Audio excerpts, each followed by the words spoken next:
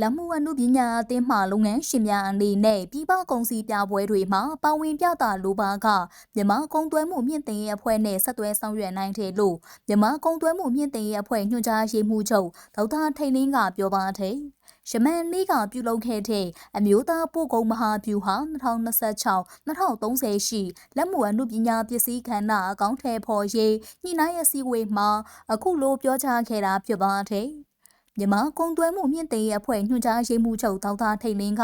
အမျိုးသားပို့ကုန်မဟာဗျူဟာ